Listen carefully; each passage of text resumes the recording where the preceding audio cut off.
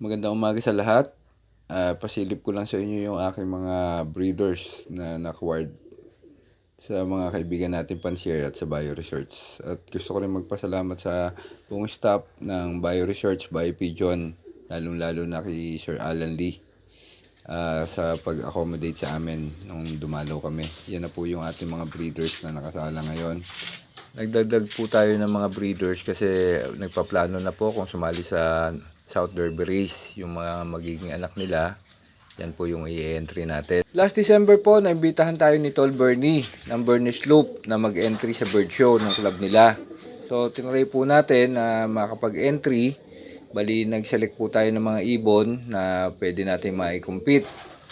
Kahit wala pa tayo mga rare color na mga alaga. Kaya po, pati yung aking kauna-unahang young bird na na-breed dito sa loop ko, na i-entry ko po. Bali, pumasok po siya sa wild type category. Bali, papakilala ko sa inyo yung ibon na yon. Yan po yung ibon, si Jesus. Bali, nanalo po siya ng first place sa wild type category. Yan po. Siguro po, nagtataka kayo bakit Jesus yung pangalan ng ibon. Kasi December 25 po siya napisa. Kaya po, yun ang pinangalan ko sa kanya, Jesus. Ka-birthday ni Jesus Christ. Bali, alam niyo po, nung pre-judging, nung mga judges natin, grabe po ang pressure, grabe ang kaba. Ganun po pala. Kasi first time po natin na nakapag-compete sa bird show. Sa ngayon po, meron na rin tayo mga ilang pirasong rare na binibreed dito sa loop ko.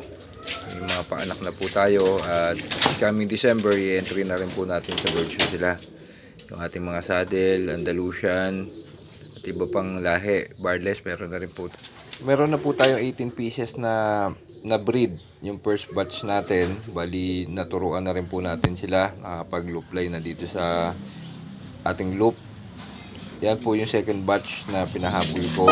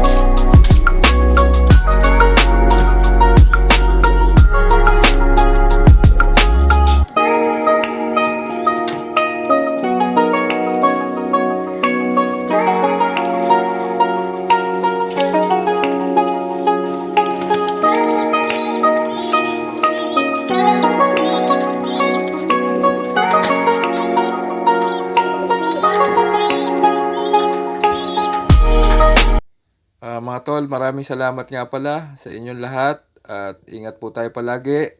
God bless mga kalapatid.